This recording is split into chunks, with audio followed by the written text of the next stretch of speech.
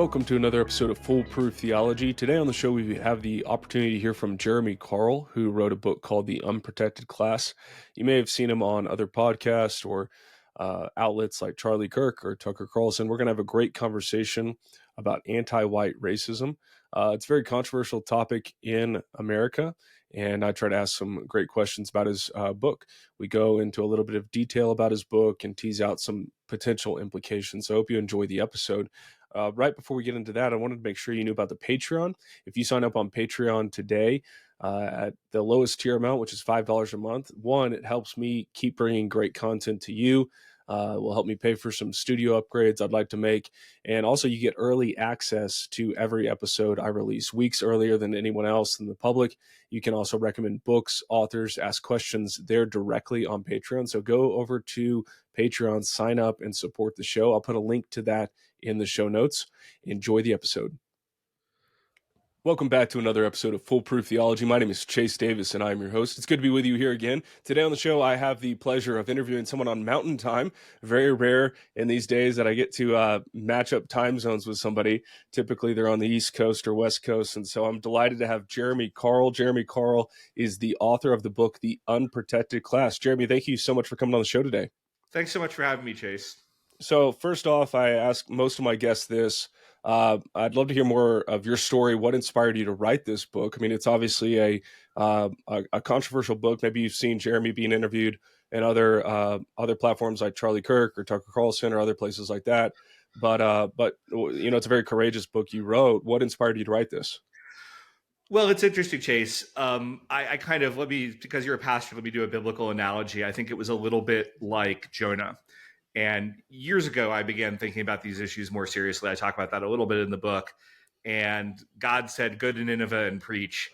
And I'm like, I'm not really sure I want to preach about this, for all the reasons that your readership can imagine, writing a book on anti-white racism or discrimination. It's kind of a toxic subject. So I ran away to Montana. I ran away to the Trump administration. I did everything other than what God was telling me that he wanted me to be doing.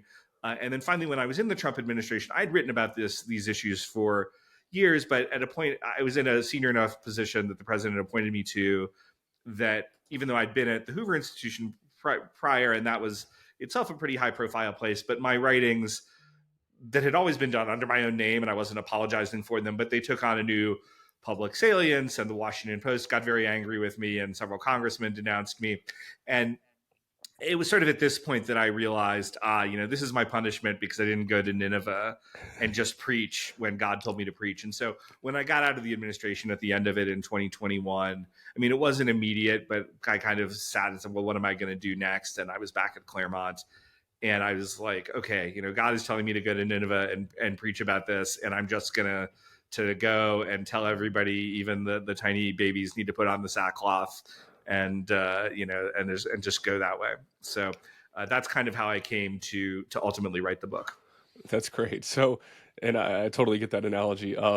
With this topic, it seems like, I think what's called a third rail. It seems like a topic when I've tried to bring it up with either other pastors or congregants or just anyone, especially if you put it on social media, if you were to talk about either phrase it as reverse discrimination or anti-white racism, it seems very noticeable when you actually look at the data, but when you bring it up in public, it seems very frowned upon, or people get very uncomfortable. Why do you think that is? What do you think led to this? Well, it's just, there's a lot of people who have a stake in continuing this system, right? It's just like the money changers didn't want their tables being overturned, right? I mean, it's like that's just the reality. When you kind of attack a system, when you speak, we were talking a little bit before this public conversation about kind of the difficulties of speaking publicly, just in general, in a serious way about politics. When you take on a really serious issue like this, people are going to come after you, and you just have to be ready for that. And I know that my conscience was clear in terms of my motivations, in terms of my views as a Christian in terms of doing a book like this. And so I felt it was an important thing to do, and that we were, of course, called not to show partiality multiple times in different ways in the Bible. And And so I just felt that we were, as a church and as other entities in this society, we were showing a lot of partiality, and we needed to get away from that. Yeah, and I respect that a lot. I think I've wrestled with this, on these issues. It's really tempting. As a white guy in America to go like, well, maybe if we get Vody to say it, Vody Bakum to say it, or maybe if Yeah, we get a woman to say it, somebody who has more credibility with the yeah, ruling class, maybe that will go over better, and we're going to prop them up and withhold. And I just found, for me, I was convicted of cowardice in that. Like I was yeah, like, that's using them. I mean, there might be a place for that. I enjoyed Vody's book and everything, but if yeah. I'm not willing to say it myself, I think, especially as a pastor, that is a cowardly act on my part. And so, massive respect to you for being courageous in writing this. Up at the beginning of the book, you highlight some of the realities that are going on institutionally, and you go through a series of I believe, about 10 different examples, everything from the environmental movement to education to immigration. Yeah. And you asked this question. I want to prompt the listener with this question too: is how did we get here to a place where our discourse around race is so blatantly at odds with reality, and why does it matter? So maybe for the listener, expound on that. What is the answer to that? So I'm happy to do that, but let me just go back and touch, because you mentioned Vody Bakum, and I actually do mention him quite a bit in my chapter on the church, and I just have kind of an interesting anecdote there, because I think you're absolutely right, and I say this quite explicitly in the book, that we need to be able to speak for ourselves and not just lean on, oh, this is a black person or a woman. And I didn't really know Vody that well, or I didn't know that much about him, because I don't spend my full time in theology, just like you don't in politics. Um, we had the same publisher, and he kind of gave me Vody's book as I was beginning to write my own, and I kind of got it, and I said, this is going to be like the non-woke black guy, like fine. I didn't have like any grand expectations for it. But I do actually want to say that there's a reason I quoted it so much in my own book. I do think it's actually a terrific book. I know he's a fellow Baptist, just like you. Yeah. And it really does have the best explanation that I have seen of why the anti-whiteness that we're saying, particularly in the church, is a form of Christian heresy, and there is simply no way to square the gospel with any of this. I mean, it's really directly substitutionary in every respect. So I do want to say that. But now, kind of getting back, now what was the thought? I lost the thread of your final question that you'd asked me all of a sudden. No, you're Uh, fine. So how did we get to this point how where did we get to like, this point? Right. yeah, Um, that's an interesting question. And I don't think there's one glib answer to it. So I don't think there's kind of one point that you can put to where you can just say, hey, this happened, right? Um, there are a few things that I would mention. I think the Civil Rights Act, you can't avoid talking about it. I'm actually less of a harsh critic of the Civil Rights Act than some other people who've written about it. In that, while I think there's a lot of things that I think we need to fundamentally recalibrate all of our laws in this area in some pretty fundamental ways. But I'm not trying to pretend that the pre-Civil Rights Act US was some sort of racial paradise. It wasn't. So what I see the Civil Rights Act is it was a very blunt instrument used to respond to a real problem. And I think the instrument was ultimately too blunt, but I'm not going to kind of Monday morning quarterback it to death. I just say, look, these were the problems of 60 years ago, and they're not the problems that we have today. So let's have our laws reflect the problems we have today. But I think it starts there. I kind of grew up, because of the generation I'm in the 80s and 90s, where I think in many ways we'd kind of come closest to hitting a happy medium on a lot of these issues where, as I say, I grew up at a time when Eddie Murphy was the number one actor, Michael Jackson was the number one singer, and Michael Jordan was the number one athlete, out there. So it was a time. Again, I'm not trying to push any racial problems that time had under the rug, but I do think that it was a lot better than we are now. So I think things begin to deteriorate a little bit in the early 2000s, and then in around 2013. I think perhaps not coincidentally, coterminous with Barack Obama being elected to his second term, and perhaps kind of him taking off the guardrails of some of his own conversations about race, and him maybe unmasking his own views a little bit more. We have what some people have called the Great Awakening. And you, as a Christian, and presumably a lot of the listeners of your podcast, will kind of recognize that as a reference to the Great Awakening, and these were a series of religious revivals that we had in the U.S. And I actually think that's a really appropriate way to look at it, because this is fundamentally a religious phenomenon in the way that the left talks about it. And when I say that this kind of happened at the same time as Obama's second inauguration, this is not just me um, kind of being particular or being making up stuff. You can really see in 2013, when you look at the social science data, a dramatic change, what we'd call an asymmetric polarization. So the left gets much more radical. The right basically kind of stays in the same place, except for George Floyd. And I think George Floyd was probably the last anchor point where things began to get more radical.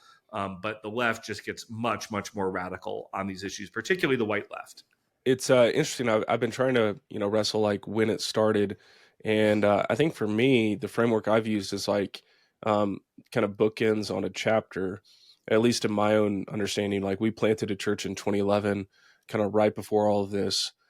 Sure. But for us, it was like Trayvon Martin, George Zimmerman, that narrative, and then at the end is like George Floyd. And all throughout that time, I felt as a pastor, I was trying to. It was like muddy and very confusing, and a lot of the messaging I was getting in the church, and we'll get to that because you wrote a chapter on that, but a lot of the messaging was very acquiescent, very, trying to understand, whether you even go to Michael Brown. And then as you look back now, whether through documentaries on, whether through YouTube or Shelby Steele or other people who have written on these matters, you start to realize, wait, there was more going on than what I was told.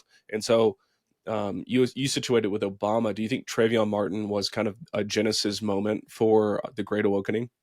Yes, I do. I think that was fundamental, but I think also, just because I don't think it's either or, when Obama says, "When if I had a son, he looked like Trayvon," and at the time, you don't even have a verdict in that case, right? So he's stepping in a way that you would almost never expect a sitting. I mean, I say this funny now that they've convicted Trump, right? But you never expect a sitting president, at least at that time, to be commenting on a controversial ongoing trial.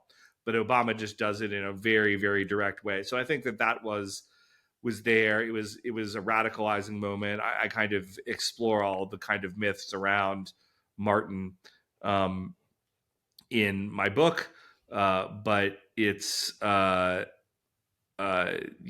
think that was a real key point where things went differently. Yeah, I've read Christopher Caldwell's book, um, and I found it really compelling. I highly recommend it to any listener. And this I appreciate your kind of uh, your perspective on the Civil Rights Act as well. You definitely pull from Caldwell in your book. But what would you say the Civil Rights Act is the legal framework that undergirds anti-white power? It is, and so I mean, I think the way that I'm a little, I don't want to. Chris's book is terrific, and there's a reason why I cited it a lot. I think a way that I slightly differ from folks like him and Richard Hanania, who recently wrote a book, The Origins of Woke, that also owes a fair bit to Caldwell as well as his own analysis, is they are much more centered around that act. Whereas I would argue that today, at least, and this is not a total contradiction of their view, but it is, I think, a little different. You could take away the entire civil rights bureaucracy, we would still have a lot of these problems. We would not have all of them, and we would potentially have um, at least an easier pathway to kind of addressing them. But that there's something deeper going on in the culture, that the Civil Rights Act and the things that even more importantly came out of it from the deep state and the follow-on court interpretations, et cetera, those are more of a reflection of where we were as the cult in the culture, and the Civil Rights Act was less in and of itself the thing that had to drive that. Okay, great.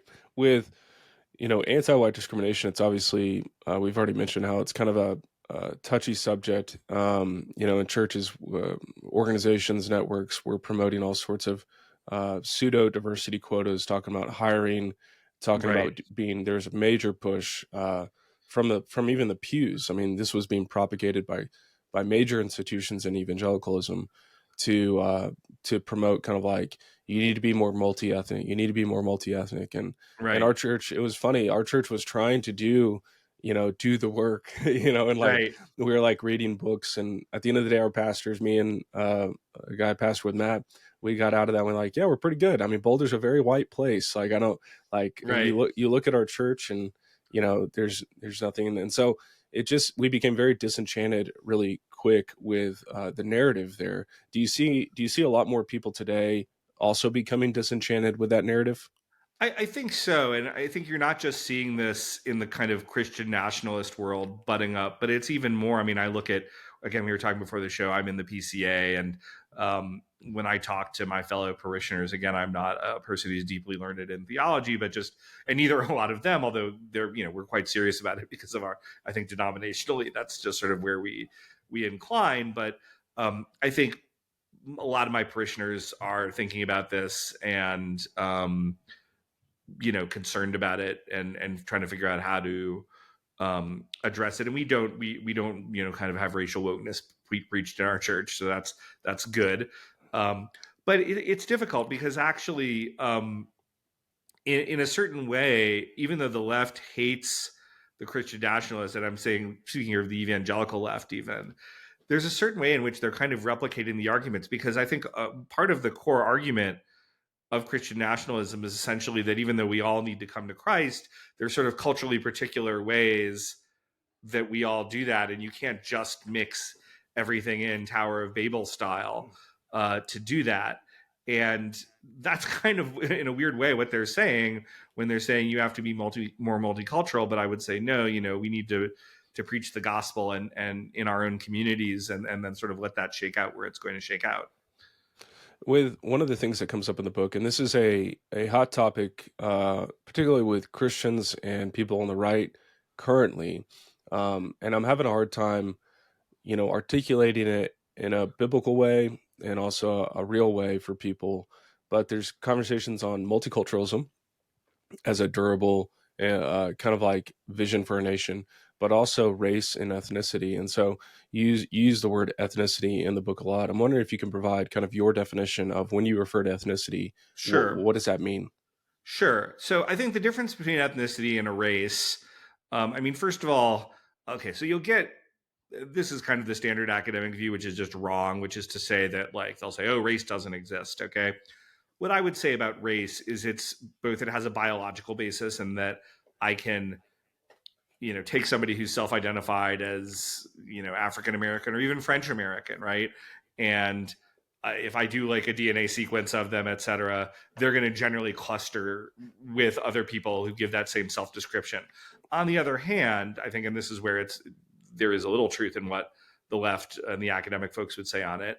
Race is also just as much a social category, perhaps even more. So it's how you identify yourself. So, we saw the Rachel Dolezals who weren't black at all, claiming Yeah. that they were going to run the NAACP as a black woman. And there's something to that. That is ultimately can become a category that you define yourself in. So I would say that race is a category that has both a biological and a social basis, and the importance of each of those depends on whether you're trying to treat them medically or whether you're out in public doing something, right? So it kind of varies. And ethnicity has a broader sense, and it's one of the reasons why I like to have it. Also, because I think the dialogue around race is so toxic. But in ethnicity is kind of a group that can potentially encompass multiple people in different racial categories, but who feel a strong sense of belonging to a common culture with common traditions, a common sort of way of looking at the world, a kind of shared history.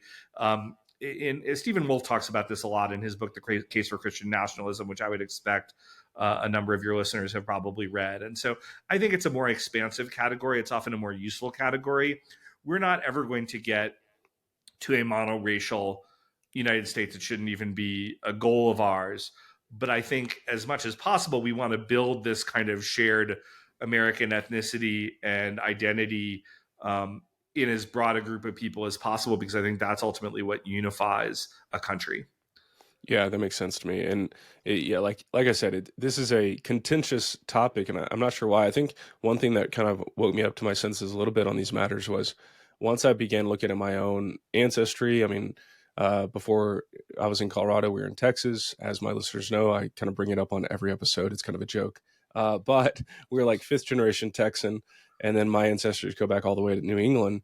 And once I realized that what the left was demanding of me, just personally, was basically a repudiation of everyone that came before me, and Right. to like just disavow them completely. I was like, Right. I don't think I can go there. Like I was willing Right. to play the game when it was like we just want to be empathetic and caring and inclusive and that kind of thing. Even Right. though now I'm very suspicious of those ideas. I think it was Yeah. easier for a lot of Christians to view that as like have a charitable outlook. But once it became very personal, and I think George, the Summer of Floyd, really woke me up to that. Was like, oh wow, they're tearing down everything. It's not just Yeah. these statues on one end. It's all of them. Everyone who came before me that looks like me, they hate. And I was Right. like, I'm done. I Right. can't. I'm gonna have to Right. figure out a different way. Do you sense that as well? Like the left is very like into erasing history and that kind of thing. Yeah, absolutely. And equality all sounds great until you're in the sort of bake the cake bigot sort of moment, and which we literally reached in your state, right? Yeah. So I think this is absolutely true. And again, I have an entire chapter where I go into great detail about the erasure of history and the ideological reasons why the left has to do it, why it has to officially repudiate the kind of founders of America who were, and this is not a moral claim, it's just an empirical claim. And I go through explaining why it's an empirical claim in the book. They were just the people who founded this country and built it up through the late 19th, early 20th century were just overwhelmingly white. It wasn't the only people. But when you at least talk about America as a political institution, that's just the reality.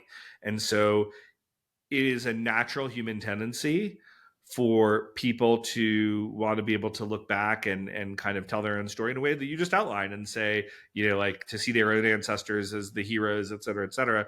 So if you're coming in here as we become this vastly more multicultural country and you're a Thai American or something, and there is no kind of history like that you point to, then quickly you have to demonize that other history. And I'm not saying, of course, just to stress, not everybody, right? Like we all know people, in fact, in my world, a lot of people who have no kind of ethnic and historical ties to kind of core heritage America, if you will, who are nonetheless huge champions of that. So I'm not trying to exclude them from the American ethnos in any way, but they're going to be a minority typically of people from different backgrounds. The kind of default is to say, this old stuff was really bad. Yeah, that makes sense. And for the listener, if you don't know, you should definitely pick up the book. I'll put a link to it in the show notes. But he goes through a variety of examples, and maybe you're familiar with some, maybe you're not.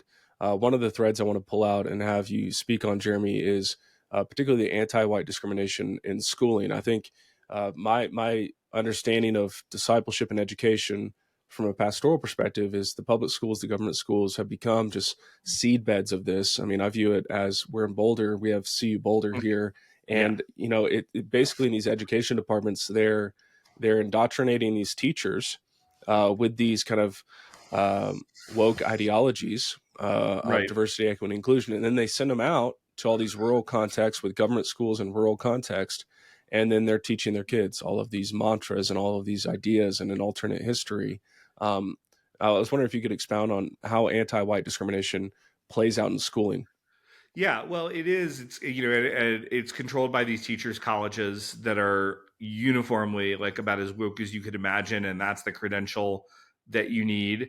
And even again, where I am, it's a kind of similar demographics to Boulder. It's probably one of the whitest places left in America with any population, but we still have a lot of these same issues in which the non-white is sacralized. I would say we are a white enough area and a moderate enough area politically that it's not completely out of control, but it's still there. It's still throughout the classroom. It's throughout what's being taught, and yeah, I mean, it's a big problem. I don't know what to say about it beyond that, but it is one of the many ways in which kids don't even understand. They're not even equipped because they're not learning real American history in many cases. I mean, even talking to some of my own younger kids, I'm kind of shocked by. So Yeah. we have to do some remedial education sometimes at home to kind of clue folks in. Totally, totally. Well, let's get to kind of some of the applications.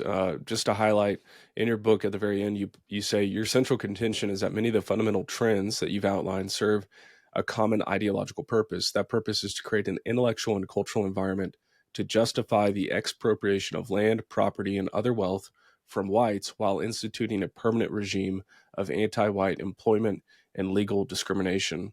I guess my question with that is it sounds a lot like other places like South Africa.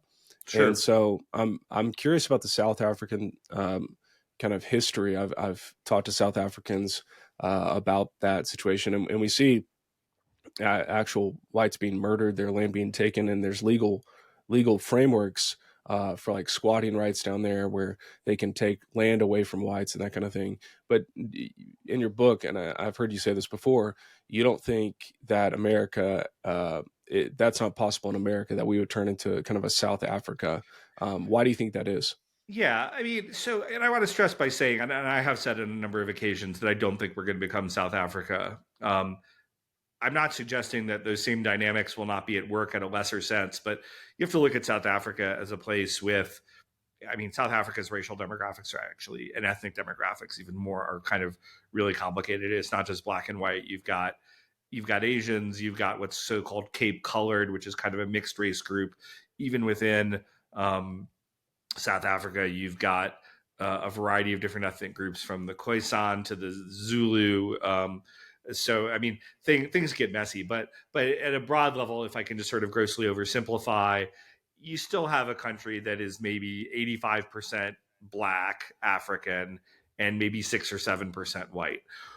We're just not going to have in the United States a sort of demographic in which, even under the most restrictive view of who's going to count themselves as white and who would count themselves as African American or any other single group, um, that type of racial imbalance. I mean, if you kind of took at the most pessimistic view of what 30 to 50 years hence would look like, I suspect you'd still have, in fact, I don't suspect, I pretty much know you'd have a white plurality. And that's even assuming that no Hispanics or mixed race people who kind of ethnically identify with the white community count themselves as white. So you're going to have some of the same dynamics and attempts to expropriate that I do talk about in my book going on, but the type of real viciousness that you have in South Africa is just not likely because the demographics simply won't support it.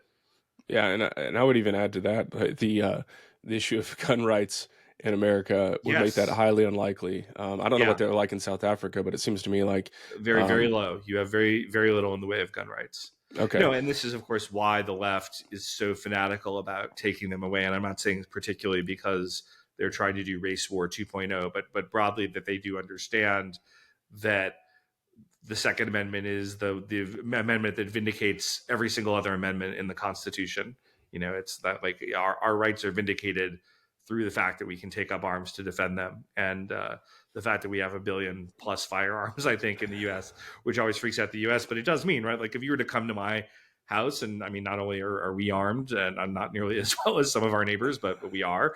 Um, People say, "Oh, well, you can't beat the Abrams tank or whatever with a bunch of guys with ARs." But what the Taliban showed is, of course, you can in fact do that. So the cost to kind of go pacify rural Montana is very high for the yeah. regime, and probably unacceptably high, and that's solely because we can vindicate our rights to be armed. Absolutely. Well, a couple of the solutions to our current problem, one of them you suggest is white shift. I found Yeah, this to be an interesting concept I hadn't heard before, and I believe that's tied in with census things. And I actually just talked with somebody from Heritage on our church's podcast about the census, and so I'd love to hear you talk about what is white shift. What suggestions do you have there as a possible solution to our current yeah. problem? Was that Mike Gonzalez by any chance who you talked to from Heritage, or somebody else? Laura Oh, Reese. okay. I don't know her, Yeah. but Mike has done a lot of good work in this area. So yeah, so white shift is a term that I borrow from Eric Kaufman, who's a Canadian scholar who's in the UK, and he's written very perceptively on race and ethnicity. And he himself is of multiracial background. He's partially Puerto Rican and he's partially Asian American, and he's kind of also a significant amount of white ancestry, and kind of presents culturally and phenotypically as kind of white. But he has kind of written about this notion that you will have groups like this, groups that I mean, Hispanics are kind of the biggest one that I point out. So Hispanic is essentially an invented category by the left that never existed in the US before the 1980 census.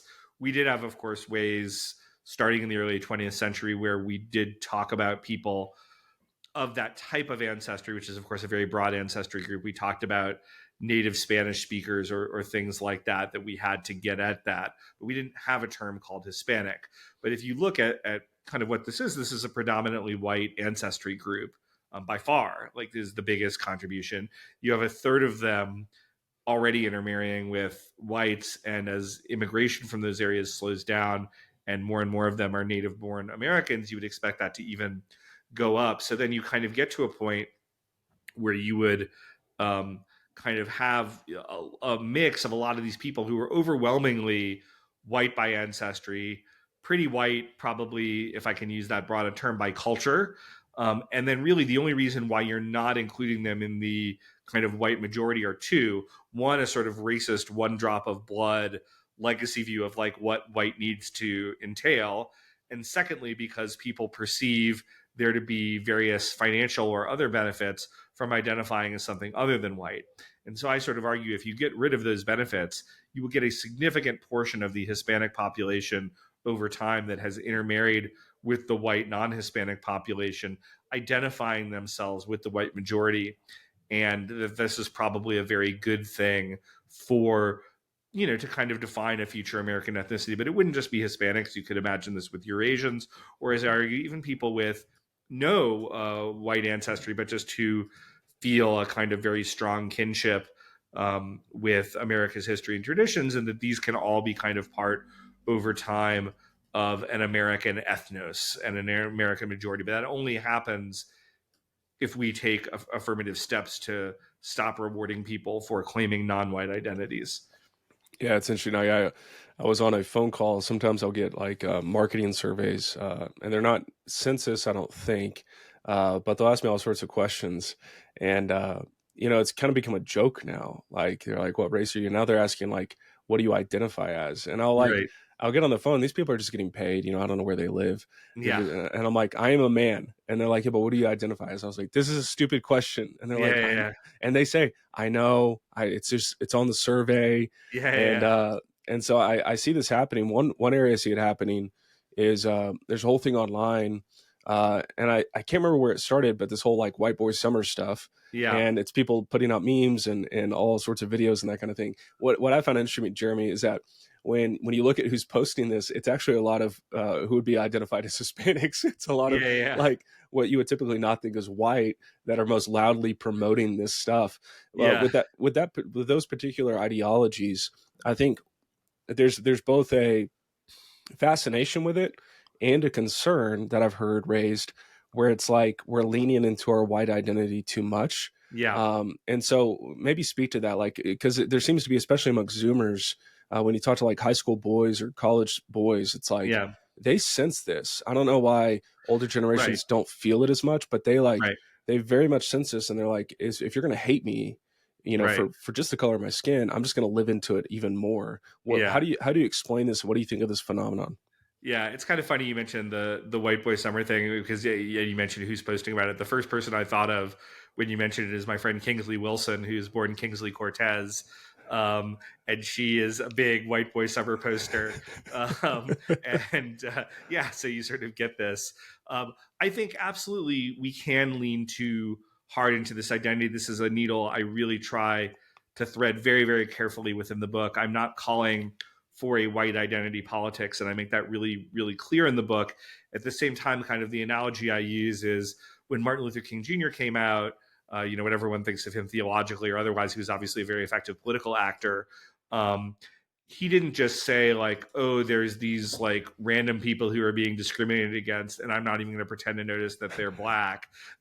He's like, my people are being discriminated against, and I'm going to organize black people, and I should add allied whites, to kind of justify, to get rights for them, not special rights for them because they were African American, but equal rights that everybody else is inalienable and given to us by God. So that was his pitch.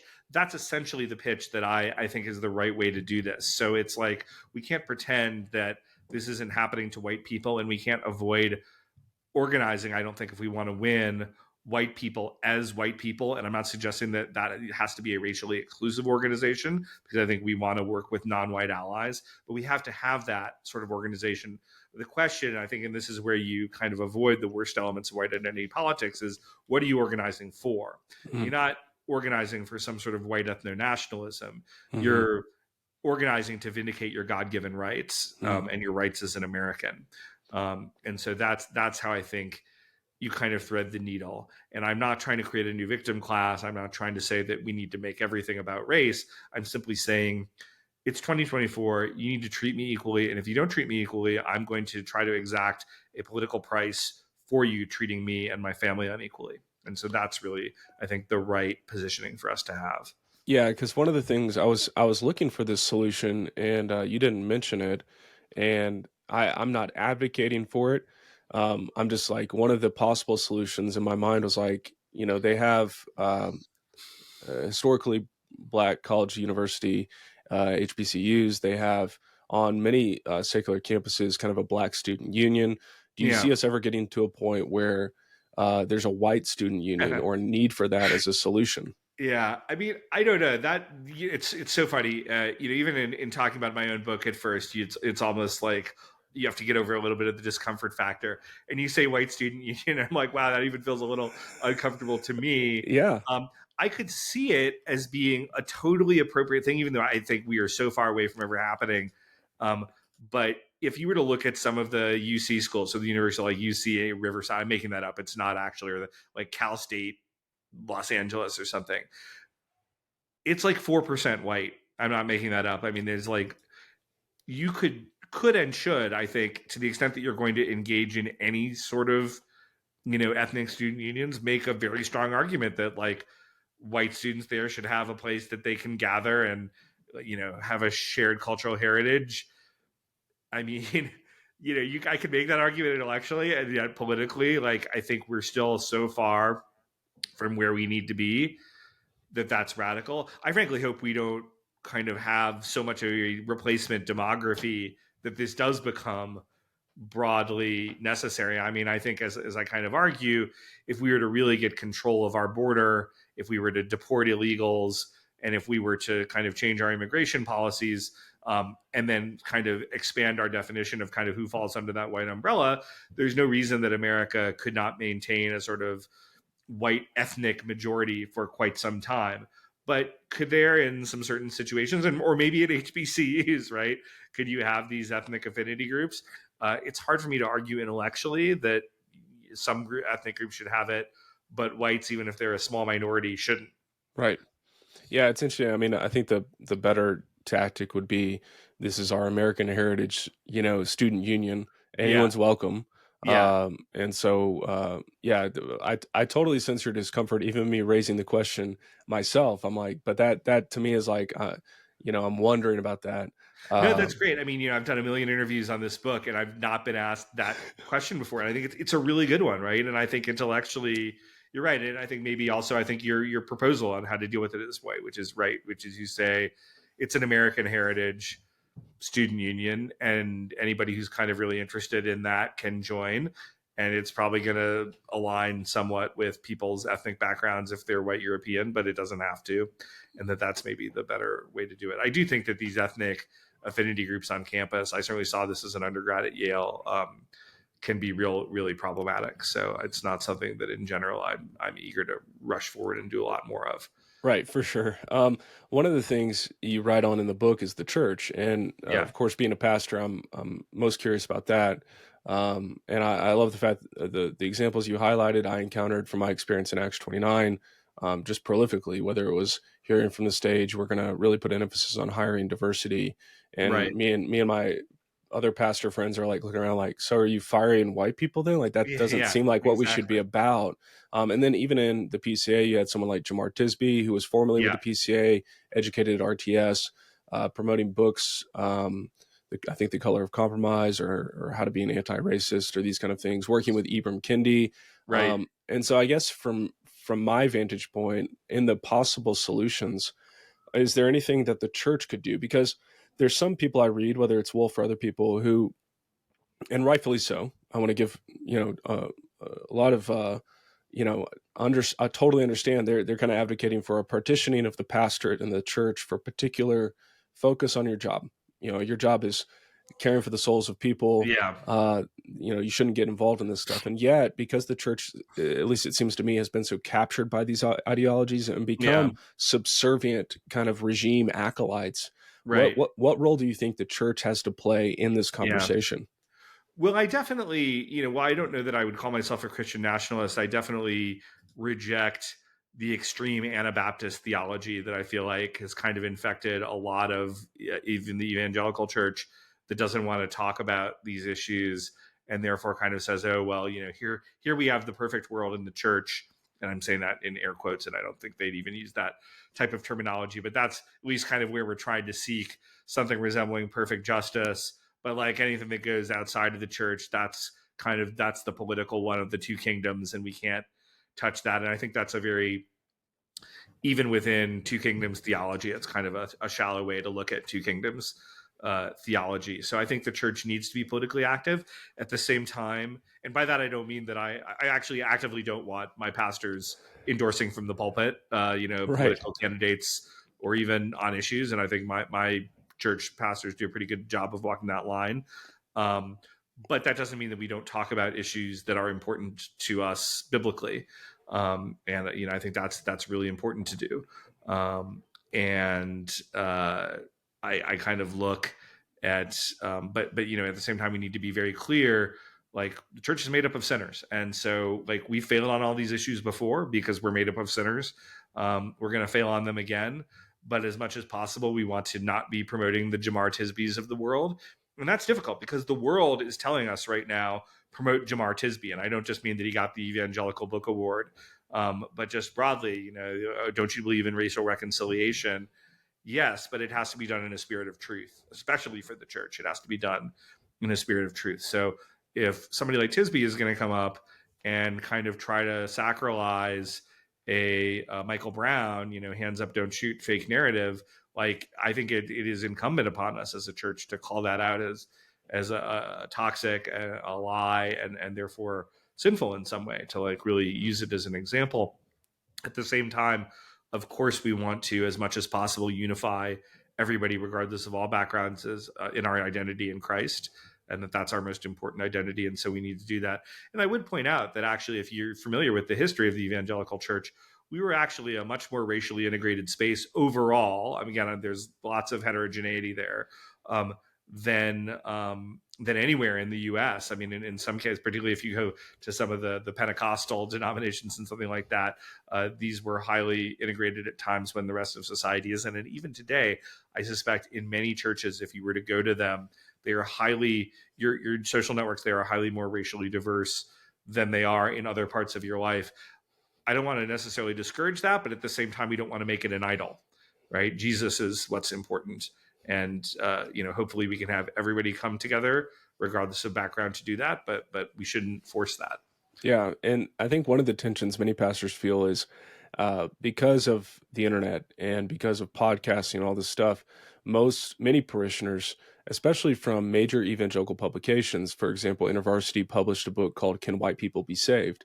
And they're Wow. promoting these books. They're Should have going that on. one in my book. You should have. Yeah. Yeah. And when I saw that one, I was like, okay, this is just too far. Yeah. Like, no, I'm not even gonna entertain these ideologies anymore. But I think the tension a lot of pastors feel is like, if they do kind of take a more partitioned, not otherworldly in a bad sense, but focusing on the soul, it doesn't diminish the people in the pews are getting fed from Right. major news publications, from everything from Apple News to news startups. Even I've seen one Right. supposed Christian news outlet called the Pour Over. This is a very popular one where Right. they pretend to be neutral, and yet I've got people in the church, and this is all across America. We've got people in the church who are listening to this, then come to church on Sundays, and Yeah. then the pastor's kind of like on his heels and doesn't know how to speak clearly on these things, Yeah. and so that's a tension I sense a lot of pastors are feeling. Yeah, well, this is why it's really important for folks like you to be speaking out and doing podcasts and doing things like that, and also for Christians, even if they're not in the ministry, to be talking to other Christians. I just went down. I was literally just in Texas this week doing Ali Beth Stuckey's podcast, And that's a totally different world to where I'm talking about, it's either if you're in her demographic, I don't need to tell you who she is. It's like Christian women 25 to 45, Yeah. like she owns that demographic. And if not, I just say for those people, like she's Tucker Carlson, right? Like, Yeah. and she's very aware of a lot of these issues. We had a really good conversation about the book, but she's also aware that her listeners, who many of them are, they're Christian moms, and many of them might be at home, or they're just not thinking in always these political ways about these types of issues. They need to be educated. And so she can do that as a layperson, but also obviously I think if a pastor is doing it, it's even more powerful. And I just think we just have to be careful about how we do it and understand, like, the world is trying to feed us the George Floyd narrative. And so we need to have a counter narrative that pushes back against that. We also need to pay a lot of attention to who kind of in the church failed the George Floyd narrative test, because it was very conspicuous. And I'm really looking forward to my friend Megan Basham's new book that she has coming out, Shepherds for Sale, that kind of looks at how, unfortunately, some of the people in our evangelical denominations have literally kind of been bought off by the woke left. Yeah. And so we need to obviously stand very strong against that. Yeah, and there's also historical precedent, I would say, in the American Revolution and even before that, with pastors speaking on these matters and not becoming open ideologues or politicians or anything like that. Yeah. But my suspicion is that pastors are some of the most uncancelable people in America. Yeah. And they have a place, if we want to use the word privilege in a positive way, they have the privilege of serving God, administering the sacraments or ordinances, and really doing that well. And so I think if more pastors could get more bold on this to help their congregants think clearly on these matters, not doing a whole sermon series on this stuff, but just clearly articulating from Scripture as they preach the word how the Scripture confronts the prevailing ideologies that they're being told in school Yeah. and work. I think there's a unique opportunity that pastors can play to counter this. And the left knew this, and I think that's why they made a particular effort to infiltrate churches, to Right. capture churches, to adopt their kind of talking points.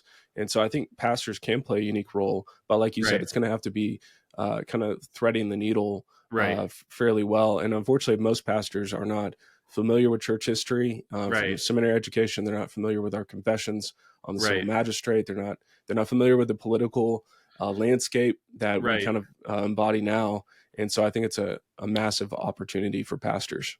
Absolutely. And even exposing those networks and the left-wing patronage in some of these churches, like, you don't even need to kind of directly address the racial issue or the ethnic issue per se. If you just show, all the people who seem to be saying this kind of left-wing stuff on race and ethnicity politics, these are the same people who seem to be getting paid off by the Soros Foundation.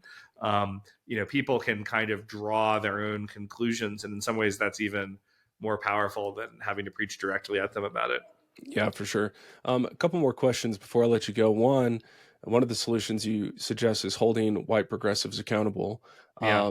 And you highlight in the book, and I've seen these studies where it's like white progressives are some of the most favorable towards out groups. It's like they have Yeah. a love of the foreigner and hatred of themselves. What Yeah. would it look like to hold white progressives accountable?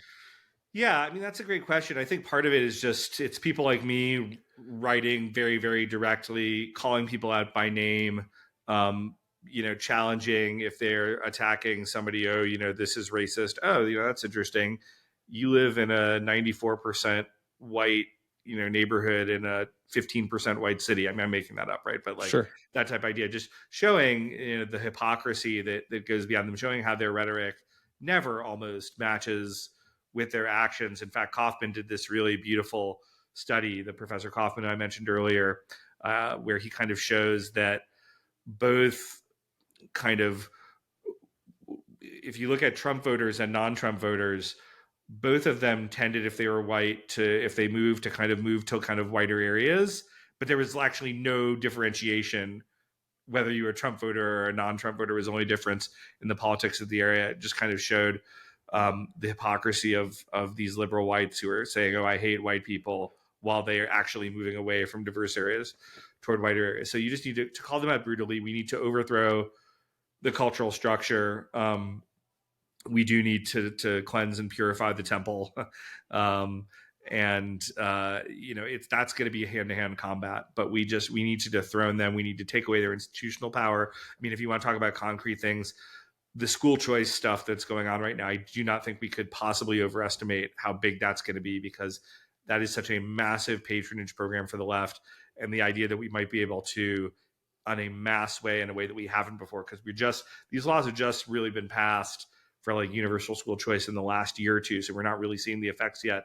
But that we could have um, Christian parents be able to take their kids en masse, because right now, right, like the difficulty is the finances for many people. But if I've Correct. got that $8,000-$10,000 and I can put it toward a classical Christian school tuition, like it just radically changes the ballgame. And oh, by the way, then we can hire a bunch of people who are serious about that type of thinking as teachers, and they have a career path. So that sort of thing is huge ways that we can take the white leftist power structure and really begin to go after it. So I think there's a lot of things we can do. You mentioned preference cascade in the Yeah. book. I'm fascinated by this. I think it gets into the conversation in the church. Can you talk a little bit about preference cascade and how it works? Yeah, so preference cascade is a term that was invented by a Turkish American political scientist named Timur Kuran, who's one of the most prominent kind of and cited political scientists in America. Interestingly enough, I'm pretty sure he was not historically particularly conservative, but I follow him on X, and he's really moving to the right in some very encouraging ways. But regardless, even if he was left or right, it wouldn't matter for the validity of this theory. The preference cascade is this kind of notion that everybody in society tends to what he calls falsify their preferences. So if you feel like you have a preference about a particular social issue that's not shared with a lot of people, you kind of hide that because you don't want to be in an institutional outgroup. But what can happen over time is if bold people, pastors, other people, speak out really boldly on an issue, you can create what's called a preference cascade, where all of a sudden they see, a lot of other people feel the same way that I do. And so you can go from a thing, the communist revolutions in Eastern Europe, the anti-communists would be a classic example of this in the late 1980s, where everybody went in a matter of days, in some cases, from totally seeming to buy into the communist system to overthrowing it, right? And so I think we do something like this, where all of a sudden, if people are speaking boldly and with in a godly fashion about race and ethnicity issues, we could see a real preference cascade in the way that this is being talked about. And I even have seen small versions of this in the time that I've been writing my book, even since the book has come out.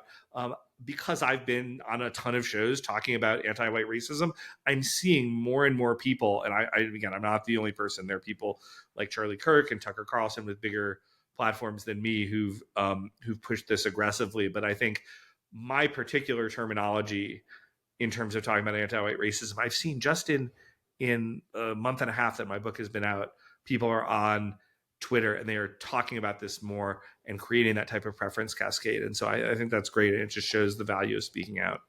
Totally. Last question would be regarding kind of like civil disobedience, and I wanted to bring this up because you suggest putting like bodies in the street and that kind of thing. Um, and we've seen over the last 10 years, anytime, whether good or bad, that kind of white people, there's a mass of white people protesting, it's Yeah. always cast as, either Nazis and sometimes it Yeah. is, something, whether they're feds or not is a Right. different question. Yeah. But what would that look like practically for whites to do that, practicing civil disobedience? Right. So I say that, and this is sort of one of the more speculative things I threw in because I just sort of felt it intuitively, even though I don't necessarily know the strategy. I would absolutely agree with the implicit point you're making, which is our strategy cannot be the left strategy mirrored, because we just don't get the same privileges, particularly if we're in a jurisdiction like New York City or whatever. So I'd say a few things, what it looks like. One is, ideally, it's not just white people. Martin Luther King, again, to speak of him as an effective political actor, there were always a multi-hued group of people in the front of those marches. So I think you do that in a very explicit way to say that this is not racial identitarianism, it's about equal rights. You have to do it to coordinate it in a very, very careful and organized way, and you have to do it in polities where you have political control. Um, So I think that's how you do it. And you have to be very careful. And you're putting, I don't want to use like the kitty human shields, but you're putting women, children, not because the men are hanging back and being cowards, but because these are more sympathetic actors than a bunch of angry guys. So, I think they're a big part of the public story. It's like my kid is not getting selected to go to some school when he was more qualified because he didn't get this. And we shouldn't apologize for being political in that way. So I think that's a very general way that I kind of talk about it. The specifics, obviously, the devil is in the details. But I think that we do. Here's a really trivial example. Trump did his rally in the Bronx. This is not kind of a part of what I was. This is a slightly different thing than what I'm talking about. But I talked about the power when I saw that of just physically occupying space when you're in a minority, and conservatives are in such a minority in New York. But you show up and they're like, wow, there's lots of other people like me, and we're physically occupying space and saying we're here. There's great power to that. And actually that was retweeted by the kind of main organizer of that rally. So I think that really spoke to the power of being public, the power that we can't just look. I mean, I'm writing articles, I'm going on podcasts, but at a certain point, there's a power in being in physical space, of the Trump rally, right? Like of having these rallies and that type of mass action. I think conservatives have an almost instinctual aversion to that, but we kind of need to get over it. Yeah, I agree with that. So, Jeremy, this is a great book. I'm going to put a link to it in the show notes. Is there certain places you would direct people to if they want to keep up with your work? It sounds like you may be working on another book in the future. Where can people keep up with you? Yeah, I'm working on a couple of sequels to this book, I'm doing so many interviews these days. I'm not having a lot of time to write, but I'll get to that soon enough. One will kind of, I think, look at some of these issues in a more global perspective. The second is going to kind of be a more thorough examination of the white left and what to do about it. But where you can find my work, so obviously the book, hopefully you can find it at your local bookstore. But if you can't, Amazon is a wonderful place to go get it. It's available there. It's available at your other online bookstores as well. If you don't want to patronize Amazon, you can find me on X/Twitter at Real Jeremy Carl, and I have a Substack called The Course of Empire, jeremycarl.substack.com. If you follow my Twitter feed and if you follow my Substack, you will keep up to date on all the latest stuff I'm doing, and I put all my written work there, and it's a good place to follow me. Perfect. All right, Jeremy, thank you so much for coming on the show today. Thanks so much, Chase. It's a pleasure to speak. Well, I hope you enjoyed that episode with Jeremy Carl. I really loved the conversation. We got into some edgy stuff, which is always fun, and he's a really wise and prudent thinker on these matters. So go pick up his book and sign up on the Patreon. It's a great way to support the show so I can keep bringing great content to you. You'll get early access to every episode I record, so that way you can hear it weeks, even months before the public hears the episode. So go sign up there. $15 a month. You get some swag. You can ask questions. But go sign up on Patreon in the show notes, and we'll see you next time.